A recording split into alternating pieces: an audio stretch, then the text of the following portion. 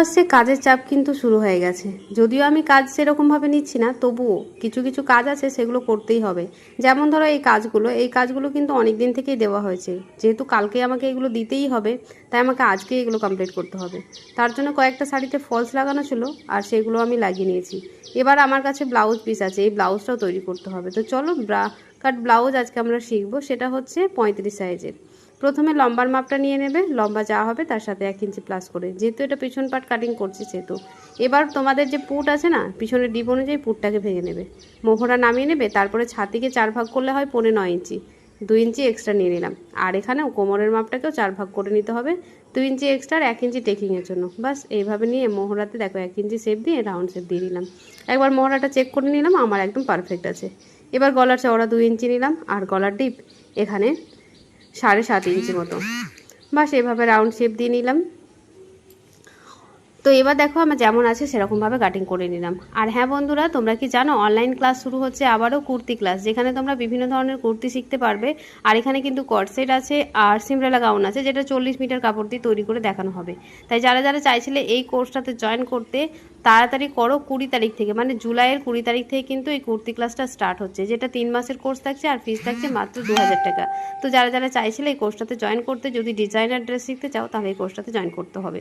তো যাই হোক, চলো, ওটা 3 মাসের কোর্স আছে, 2000 টাকা ফিস আছে, আবারও বলে দিলাম।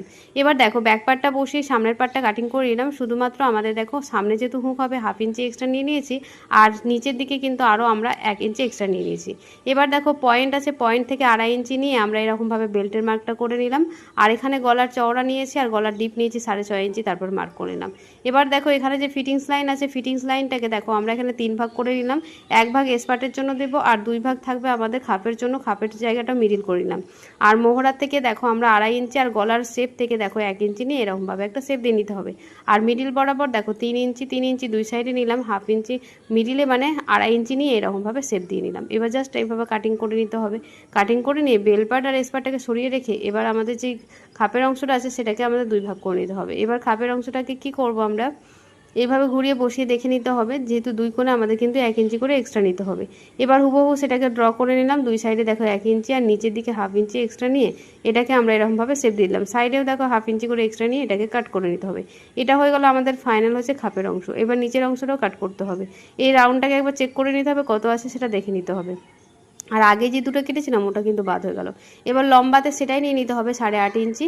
আর দেখো 2 সাইড থেকে আমরা ডাউন করলাম 1 ইঞ্চি, আর নিচ থেকে কিন্তু 1/2 ইঞ্চি, আর এক পাশে করলাম 1.5 ইঞ্চি। বাস এইভাবে ডাউন করে নিলাম, তারপরে কাট করে নিলাম। আমাদের তো রেডি হয়ে গেল। কেমন লাগলো ভিডিওটা অবশ্যই কমেন্টে জানাবে। তো চলো বন্ধুরা, আজকে মতন